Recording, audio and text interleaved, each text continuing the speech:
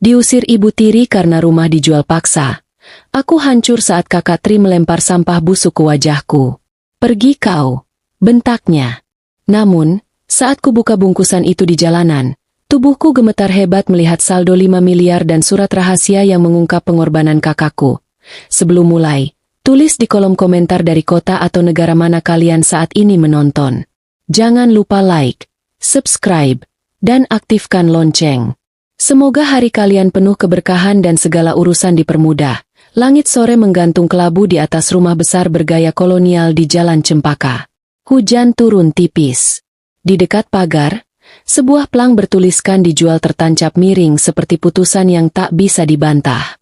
Alana berdiri di teras dengan napas tertahan ketika koper biru tuanya dibanting dari dalam rumah. Koper itu menggelinding, menghantam anak tangga, lalu jatuh dengan roda patah di ambang pintu. Lena berkacak pinggang. Riasannya tebal, suaranya lebih tajam dari hujan yang menampar halaman. Ambil barangmu dan pergi sekarang juga. Besok pembeli datang. Aku tidak mau ada sampah sepertimu di sini. Alana menahan bibirnya yang bergetar. Bu, ini rumah ayah. Ayah bilang aku boleh tinggal sampai lulus kuliah. Aku tidak punya tempat lain. Lena tertawa pendek. Ayahmu sudah mati. Pesan orang mati tidak bisa bayar utang. Dan kau cuma anak tiri. Jangan mimpi dapat hak dari rumah ini. Kalimat itu menampar lebih keras dari hujan. Seminggu baru lewat sejak tahlilan setahun ayahnya. Seminggu, dan Lena sudah menjual rumah itu tanpa sisa malu.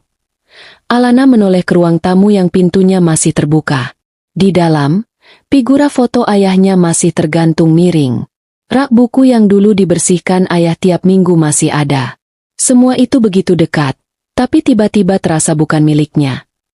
Ayah tidak pernah bilang rumah ini boleh dijual, ucap Alana lagi, lebih nekat. Minimal beri aku penjelasan. Lena mendekat sampai aroma parfum tajamnya menabrak hidung Alana. Penjelasan? Kau mau penjelasan sebagai apa? Ahli waris? Anak kandung? Jangan lucu. Selama ini aku masih membiarkanmu makan di rumah ini saja, harusnya kau bersyukur. Aku juga kerja sambilan. Bu, aku bayar uang kuliah sendiri. Aku tidak pernah minta macam-macam. Makanya kau keluar sana. Cari makan sendiri. Jangan nempel terus. Ucapan itu diikuti suara dua tetangga yang sedang melambat di depan pagar. Pura-pura membetulkan jas hujan sambil melirik ke teras. Lena sengaja tidak mengecilkan suaranya. Ia ingin penghinaan itu punya penonton. Aku cuma minta seminggu, kata Alana. Suara seraknya nyaris tenggelam. Biar aku cari kos. Tidak ada satu hari pun. Lena melangkah turun. Kukunya yang merah menunjuk wajah Alana. Keluar sekarang, atau satpam yang seret kamu. Pintu kembali terbuka. Seorang pria tinggi keluar dengan kaos hitam dan rahang yang mengeras. Itu Raka Triandana, anak kandung Lena, kakak tiri Alana yang sejak kecil lebih sering dipanggil Kak Tri. Di tangan kanannya ada kantong plastik sampah hitam yang tampak penuh. Bau busuknya langsung menyengat. Alana menatapnya penuh harap. Dulu, saat ayah masih hidup, Tri tidak banyak bicara tapi diam-diam memperbaiki sepedanya, membelikan lem saat buku tugas Alana sobek, atau berdiri paling depan waktu ada anak kompleks mengejeknya anak tiri. Kak Tri, bisik Alana. Tolong aku. Tri tidak menjawab. Ia turun perlahan, berhenti tepat 2 langkah di depan Alana. Hujan menetes dari ujung rambutnya. Matanya lurus, dingin, seperti pintu yang ditutup rapat. Lena menyeringai. Usir dia. Biar dia tahu dirinya. Alana mendongak, mencari satu saja tanda bahwa Tri masih berpihak padanya. Tapi yang datang justru hantaman bruk. Kantong plastik itu menghajar wajah dan dada Alana. Plastik tipisnya pecah. Sisa sayur basi, tulang ikan, nasi berlendir, kulit telur, dan kuah busuk meledak ke rambut, baju, dan bibirnya. Bau anyir menusuk sampai ke tenggorokan. Alana terhuyung, hampir jatuh. Bawa sampahmu, bentak Tri. Suaranya mengalahkan hujan. Kau sama busuknya dengan isi bungkusan itu. Jangan pernah balik lagi. Sisa kuah basi menempel di bulu matanya. Ada serpihan nasi di pipi, kulit cabai di kerah, dan bau busuk yang membuat perutnya naik. Di balik pagar, salah satu tetangga menutup mulut. Yang lain pura-pura tidak melihat, tapi tidak pergi juga. Malu itu datang seperti api yang menyalak dari ujung kaki sampai ke kepala. Alana menatap Tri lama sekali. "Kak." Bibir Tri bergerak tipis, seolah ada kata lain yang ingin keluar. Tapi yang terdengar justru bentakan yang lebih keras. "Pergi." Lena tertawa puas. "Itu baru anak ibu." Alana mematung. Kotoran menetes dari dagunya. Air hujan bercampur air mata. Di ujung ri itu, ia sempat menangkap sesuatu yang aneh di mata Tri. Bukan benci. Ada getaran kecil. Ada sakit. Tapi lenyap terlalu cepat. "Pergi kau." Bentak Tri sekali lagi sambil menunjuk gerbang harga diri Alana remuk. Dengan tangan gemetar, ia memungut sisa plastik yang robek, meraih koper yang rodanya patah, lalu melangkah keluar. Tidak ada yang menahannya. Di belakang, tawa Lena memantul dari dinding rumah yang dulu dibangun ayahnya dengan bangga. Ia berjalan tanpa arah di tengah hujan. Baju putihnya lengket oleh sampah. Beberapa orang yang berpapasan menutup hidung. 2 kilometer kemudian, kakinya tak kuat lagi. Ia berhenti di halte tua yang sepi dan duduk di bangku besi yang dingin di bawah lampu yang berkedip. Alana menunduk menatap tubuhnya yang kotor.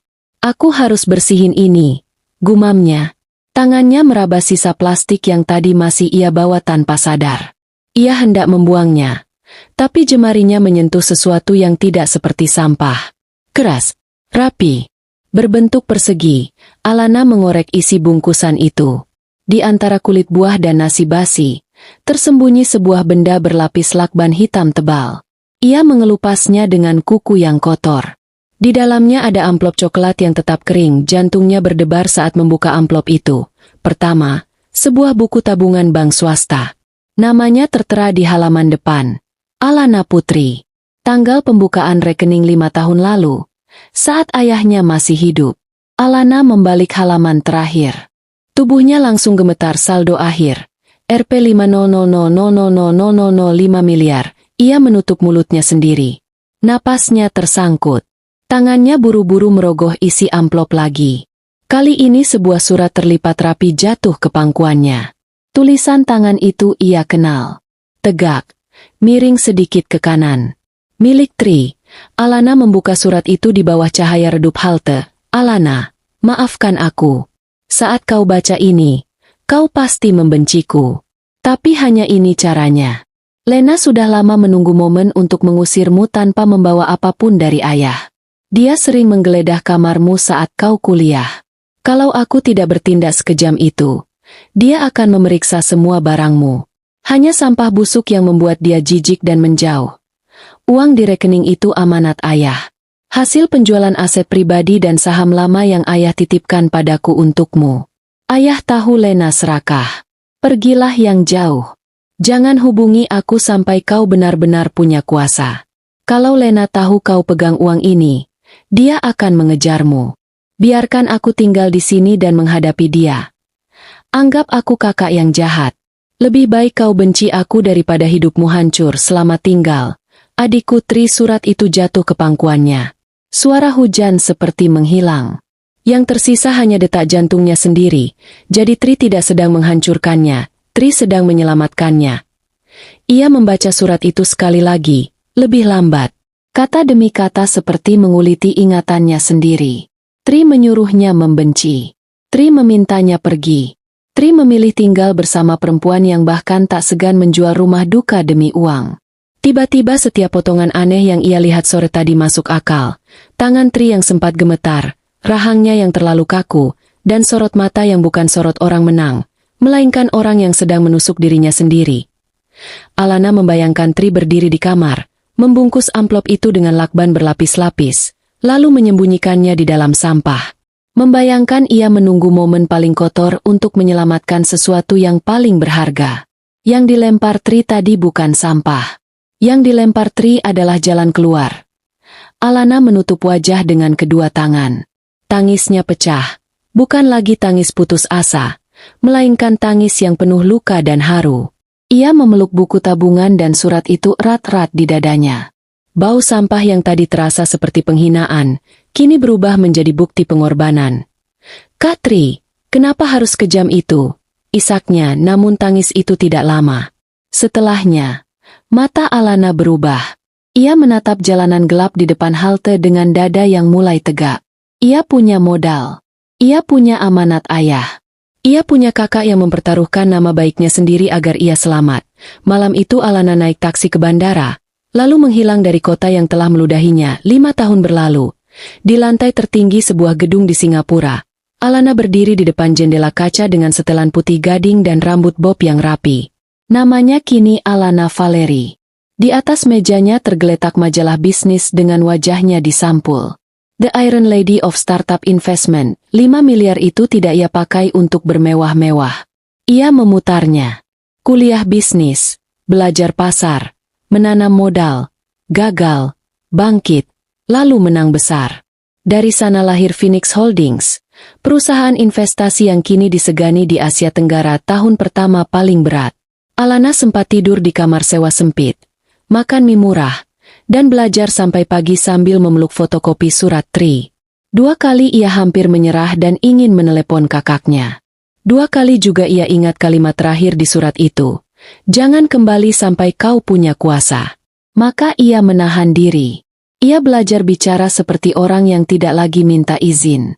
Ia belajar menatap angka seperti senjata. Ia belajar bahwa dunia tidak mengasihani perempuan yang cuma menangis. Seorang asisten masuk membawa map. "Bu Alana, rapat tinggal 10 menit. Dan ada berkas akuisisi aset di Jakarta." Alana menatap kata Jakarta cukup lama. Di kota itu ada luka. Juga ada satu orang yang tak pernah benar-benar ia tinggalkan. "Siapkan mobil ke bandara sore ini," katanya datar. "Saya ke Jakarta." Sementara itu, di apartemen sempit pinggiran kota, Lena hidup dalam sisa-sisa kemewahan yang membusuk. Sofa kulit mengelupas, meja penuh bekas botol, bau apek, dan televisi menyala tanpa ditonton. Wajahnya menua keras, keriputnya dalam, matanya selalu marah. "Raka," teriaknya, "mana makan siangku?" Tri keluar dari dapur membawa semangkuk mie instan dan segelas air. Tubuhnya lebih kurus. Kaosnya tipis. Tapi sorot matanya masih tajam. Ia menaruh mangkuk itu tanpa suara. "Mie lagi?" Lena membanting sendok. "Aku mau steak."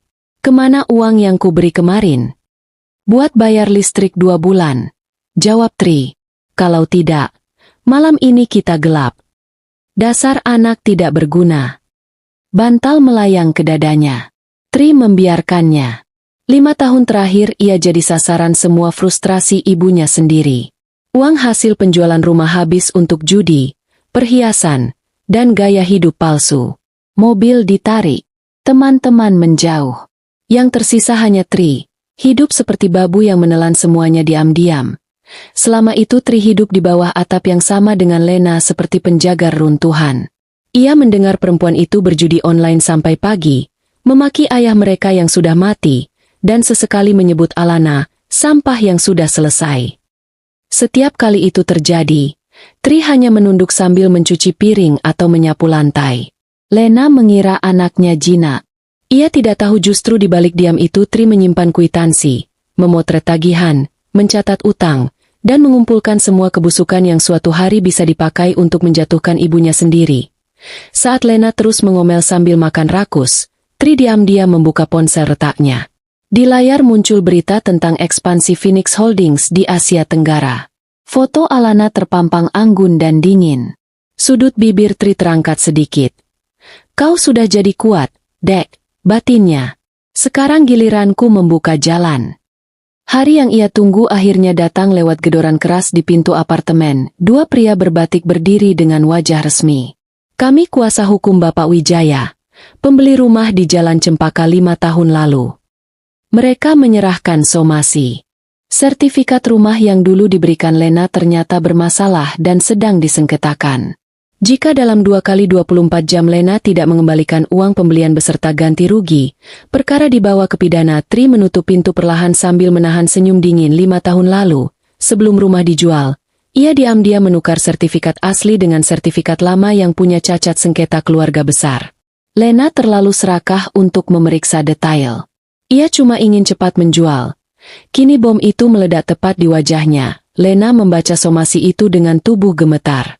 Tidak mungkin. Aku bisa masuk penjara. Kalau uangnya tidak ada, bisa. Jawab Triplan. Lena mondar-mandir seperti hewan terkurung. Cari pinjaman. Cari investor. Cari siapa saja. Tri menunggu sampai ibunya benar-benar putus asa. Lalu ia melempar umpan. Aku dengar ada perusahaan besar di Jakarta yang suka ambil kasus aset bermasalah. Phoenix Holdings. Mata Lena langsung menyala licik. CEO-nya siapa? Wanita muda. Kaya. Berani ambil risiko. Lena mendengus. Anak muda biasanya gampang ditipu. Ia buru-buru memilih gaun terbaiknya yang tersisa. Saat Lena masuk kamar, Tri mengirim satu pesan ke nomor yang sudah ia hafal di luar kepala datang. Di kursi belakang mobil mewah yang melaju di Jakarta, ponsel Alana bergetar. Ia membaca pesan itu, lalu tersenyum tipis. Putar arah ke hotel, katanya pada sopir. Besok kita terima tamu. Keesokan siangnya, Lena duduk gelisah di lobi Phoenix Holdings. Gaun merah marunnya sudah ketinggalan zaman, tas tangannya mulai retak, tapi dagunya tetap terangkat tinggi. Di sebelahnya, Tri duduk diam dengan kemeja putih polos. Mereka dibawa naik ke ruang rapat utama di lantai atas. Ruangan itu luas, dingin, dan mewah. Di ujung meja, seorang wanita duduk membelakangi mereka. Saat kursi itu berputar, Lena menahan napas. Wanita itu cantik, tegas, dan memancarkan kuasa. Setelan biru gelapnya jatuh sempurna. Kalung kecil di lehernya berkilau dingin. Silakan duduk, Ibu Lena. Pak Raka Triandana, katanya Lena menelan ludah. Wajah itu terasa familiar, tapi pikirannya terlalu sibuk menyelamatkan diri untuk menangkapnya. Saya dengar Anda sedang butuh dana, ujar Alana tenang. Lena langsung mulai bicara. Ia memoles kebohongan sehalus mungkin. Katanya rumah di Jalan Cempaka sedang punya sedikit masalah administrasi. Katanya ia hanya butuh suntikan dana sementara. Katanya tanah itu sangat bernilai. Alana mendengar tanpa ekspresi. Tim kami menemukan Anda sedang menghadapi somasi pidana. Wajah Lena kaku. Itu cuma salah paham. Kami bisa melunasi 10 miliar itu hari ini. Potong Alana. Lena nyaris berdiri dari kursinya. Benarkah? Dengan syarat. Map tebal didorong ke hadapan Lena. Alana menjelaskan dengan suara rata. Phoenix akan memberi dana talangan, tetapi Anda menyerahkan seluruh hak atas aset tersisa, hak waris, royalti, paten, dan klaim apapun yang masih melekat pada peninggalan mendiang suami Anda. Lena mengernyit. Bagi dirinya, semua itu terdengar seperti kertas kosong. Rumah sudah dijual. Uang sudah habis. Ia merasa sedang beruntung menemukan CEO muda yang bisa dibodohi. Lena bahkan sempat mencondongkan badan, mencoba tampil menawan. Kalau kerja sama ini jalan, Ibu Valeri tidak akan rugi. Saya paham cara membaca peluang. Alana mengangguk tipis. Saya juga. Ia sengaja menyelipkan satu halaman tambahan yang menjelaskan detail pengalihan hak. Pengacara internal berdiri di sisi ruangan sebagai saksi. Lena terlalu panik untuk membaca. Ia hanya melihat angka 10 miliar dan jalan keluar yang seolah terbuka di depan mata. Baik, katanya cepat. Tri diam saja saat pena itu bergerak di atas materai. Ia tahu Alana sedang mengambil kembali semua yang seharusnya tidak pernah lepas dari ayah mereka. Hak cipta desain, royalti buku, aset tak berwujud yang nilainya tak pernah dipahami Lena. Begitu tanda tangan selesai, Alana menyimpan map itu ke laci. Dana akan kami transfer langsung ke pengacara Pak Wijaya. Anda bebas dari ancaman penjara. Lena mengembuskan napas panjang. Matanya kembali sombong. Untuk merayakan kerjasama ini, kata Alana. Bagaimana kalau makan malam bersama? Saya sudah pesan meja di The Golden Fork. Lena tersenyum puas. Tentu. Malamnya, restoran mewah di puncak hotel itu bersinar hangat. Kota Jakarta gemerlap di balik kaca. Lena duduk bak ratu yang baru mendapat mahkota lagi. Ia memesan steak paling mahal, kaviar, dan anggur vintage. Ia makan rakus, tertawa terlalu keras, lalu berbisik pada Tri dengan mulut masih penuh. Si Valeri itu bodoh. 10 miliar untuk kertas-kertas tak berguna. Tri menatap piringnya sendiri. Di kepalanya justru terbayang Alana 5 tahun lalu, berdiri di bawah hujan dengan rambut penuh kuah basi. Lena tak pernah berubah. Diberi ruang sedikit, ia langsung merasa dunia bisa dipermainkan lagi. Tri meletakkan gelas airnya. Jangan terlalu yakin, Bu. Hidup itu milik orang yang cerdik, sahut Lena. Lihat Alana, anak tiri bodoh itu. Kalau dulu aku tidak usir dia, dia cuma jadi beban. Suara sepatu hak tinggi mendekat. Menikmati hidup, ya? Saya senang mendengarnya. Alana berdiri di ujung meja. Kali ini ia tidak tersenyum profesional. Tatapannya tajam, seperti orang yang datang bukan untuk berdamai, tapi untuk menutup utang lama. Saya ingin mengajukan toast, katanya sambil mengangkat gelas. Lena ikut mengangkat gelas anggurnya. Untuk kerja sama kita. Bukan. Suara Alana rendah. Untuk sampah yang dibuang, lalu kembali sebagai emas. Tangan Lena berhenti di udara. Alana maju 1 langkah. Cahaya lampu kristal jatuh jelas ke wajahnya. Halo, Ibu Tiri. Gelas Lena lepas dan pecah menghantam piring. Anggur merah tumpah di taplak putih seperti darah. Wajahnya pucat seketika. Kau, bibirnya bergetar. Alana. Ya, jawab Alana tenang. Anak tiri yang kau usir. Sampah yang kau buang. Dan pemilik Phoenix Holdings yang tadi siang kau tipu dengan tanda tanganmu sendiri. Lena berdiri limbung. Tidak mungkin. Dari mana kau dapat semua ini? Dari hakku. Dan berkat kontrak tadi, sisa hak atas peninggalan ayah juga sudah kembali ke tangan yang benar. Sertifikat rumah yang dulu diberikan Lena ternyata bermasalah dan sedang disengketakan. Jika dalam 2 kali 24 jam Lena tidak mengembalikan uang pembelian beserta ganti rugi, perkara dibawa ke pidana. Tri menutup pintu perlahan sambil menahan senyum dingin. 5 tahun lalu, sebelum rumah dijual, ia diam-diam menukar sertifikat asli dengan sertifikat lama yang punya cacat sengketa keluarga besar. Lena terlalu serakah untuk memeriksa detail. Ia cuma ingin cepat menjual. Kini bom itu meledak tepat di wajahnya. Lena membaca somasi itu dengan tubuh gemetar. Tidak mungkin. Aku bisa masuk penjara. Kalau uangnya tidak ada, bisa. Jawab Tri pelan. Lena mondar-mandir seperti hewan terkurung. Cari pinjaman. Cari investor. Cari siapa saja. Tri menunggu sampai ibunya benar-benar putus asa. Lalu ia melempar umpan. Aku dengar ada perusahaan besar di Jakarta yang suka ambil kasus aset bermasalah. Phoenix Holdings. Mata Lena langsung menyala licik. CEO-nya siapa? Wanita muda. Kaya. Berani ambil risiko. Lena mendengus. Anak muda biasanya gampang ditipu. Ia buru-buru memilih gaun terbaiknya yang tersisa. Saat Lena masuk kamar, Tri mengirim 1 pesan ke nomor yang sudah ia hafal di luar kepala. Datang. Di kursi belakang mobil mewah yang melaju di Jakarta, ponsel Alana bergetar. Ia membaca pesan itu, lalu tersenyum tipis. Putar arah ke hotel, katanya pada sopir. Besok kita terima tamu. Keesokan siangnya, Lena duduk gelisah di lobi Phoenix Holdings. Gaun merah marunnya sudah ketinggalan zaman, tas tangannya mulai retak, tapi dagunya tetap terangkat tinggi. Di sebelahnya, Tri duduk diam dengan kemeja putih polos. Mereka dibawa naik ke ruang rapat utama di lantai atas. Ruangan itu luas, dingin, dan mewah. Di ujung meja, seorang wanita duduk membelakangi mereka. Saat kursi itu berputar, Lena menahan napas. Wanita itu cantik, tegas, dan memancarkan kuasa. Setelan biru gelapnya jatuh sempurna. Kalung kecil di lehernya berkilau dingin. Silakan duduk, Ibu Lena. Pak Raka Triandana, katanya. Lena menelan ludah. Wajah itu terasa familiar, tapi pikirannya terlalu sibuk menyelamatkan diri untuk menangkapnya. Saya dengar Anda sedang butuh dana, ujar Alana tenang. Lena langsung mulai bicara. Ia memoles kebohongan sehalus mungkin.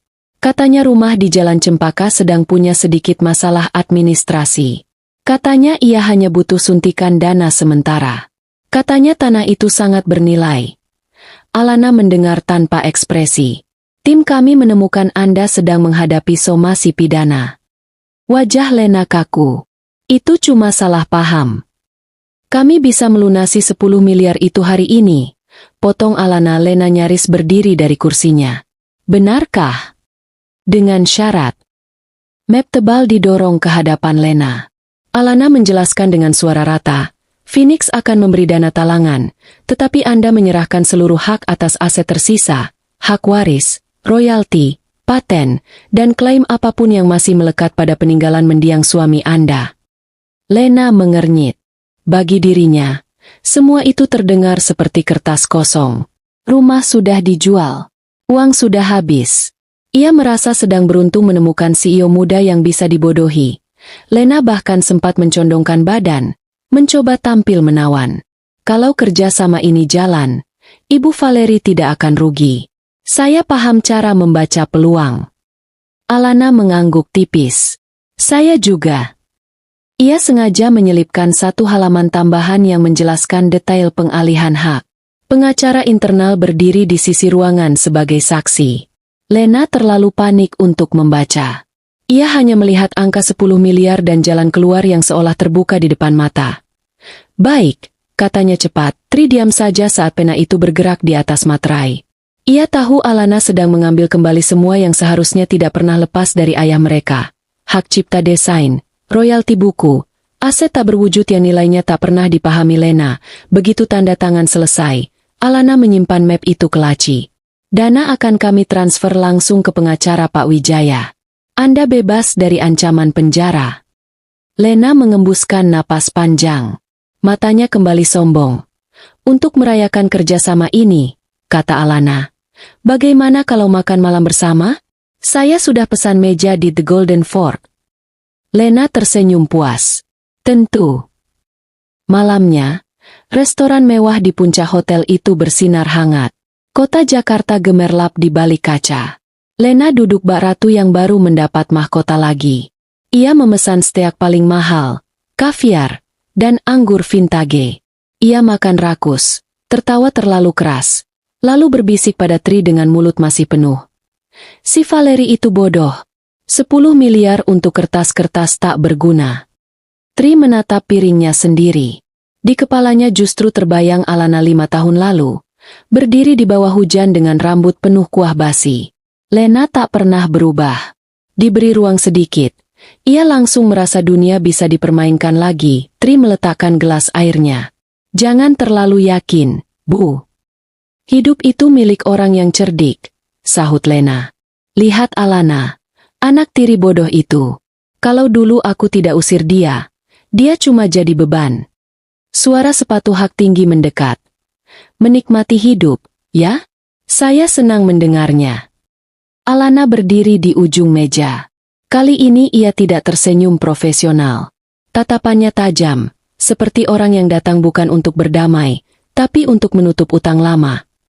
Saya ingin mengajukan toast, katanya sambil mengangkat gelas. Lena ikut mengangkat gelas anggurnya. Untuk kerja sama kita. Bukan. Suara Alana rendah. Untuk sampah yang dibuang, lalu kembali sebagai emas. Tangan Lena berhenti di udara. Alana maju satu langkah.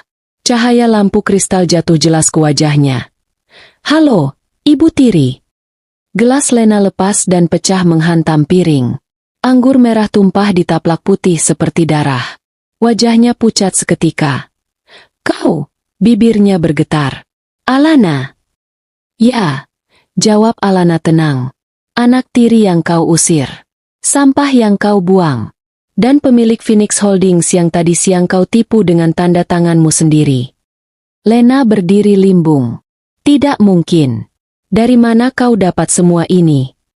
Dari hakku. Dan berkat kontrak tadi, sisa hak atas peninggalan ayah juga sudah kembali ke tangan yang benar. Kau menjebakku. Aku hanya membiarkanmu memilih sendiri. Lena menoleh liar, lalu mencengkeram bahu Tri. Lakukan sesuatu. Usir dia seperti dulu. Siram dia. Hajar dia. Ia masih mengira Tri ada di sisinya. Masih mengira anak kandungnya tetap alat yang bisa dipakai kapan saja. Tri berdiri perlahan. Pelayan yang ketakutan baru saja menuang ulang anggur ke gelas Lena. Tri mengambil gelas itu. "Ya, Bu," katanya dingin. "Hari ini memang harus ada yang diberi pelajaran." Lena menyeringai. "Nah, begitu." Siram wajah sombongnya. Tri mengangkat gelas biur, anggur merah itu justru menyiram wajah Lena. Membasahi rambutnya, melunturkan maskara, mengalir ke gaun merahnya. Lena terpaku, seperti tak percaya tubuhnya sendiri bisa jadi sasaran. "Apa yang kau lakukan?" Suaranya pecah. Tri menaruh gelas kosong di meja. "Cukup, Bu. Permainan selesai." Ia berjalan memutari meja dan berdiri di sisi Alana. Bahu mereka sejajar. Untuk pertama kalinya setelah 5 tahun, keduanya berada di pihak yang sama secara terang-terangan. "Kalian bersekongkol." Lena mundur 1 langkah. 5 tahun, kata Tri. 5 tahun aku menunggu dia cukup kuat untuk kembali. 5 tahun aku melihat ibu menghabiskan uang haram, memaki, berjudi, dan merasa aman. Lena menangis histeris. "Aku ibumu." Tri menatapnya dingin. Ibu macam apa yang menyuruh anaknya melempar sampah ke saudaranya sendiri? Ibu macam apa yang menjual rumah suami demi judi? Sebelum Lena melompat lagi, pintu restoran terbuka. Beberapa polisi masuk bersama petugas keamanan hotel. Alana mengangkat tangan. "Itu orangnya, Pak. Bukti penggelapan pajak, penipuan properti, dan pemalsuan dokumen sudah saya kirim."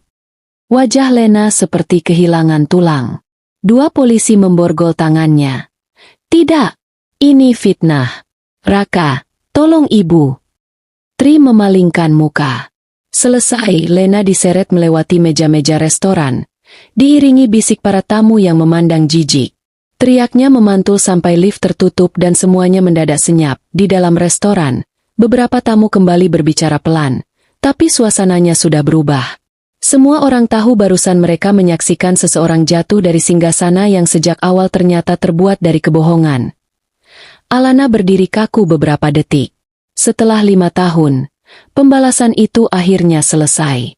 Bukan dengan tamparan, bukan dengan teriakan, tapi dengan fakta, tanda tangan, dan pilihan Lena sendiri. Tri duduk perlahan, lalu memijat pelipis. Bahunya yang tadi tegang mendadak turun seperti orang yang baru membuang beban bertonton. "Sudah berakhir, ya?" bisiknya. "Sudah, Kak," jawab Alana. Kali ini suaranya lembut. "Dia tidak bisa menyakiti kita lagi." Untuk beberapa detik mereka hanya diam, mendengar bunyi piring dari kejauhan. Lalu Tri mengangkat wajah. Matanya merah.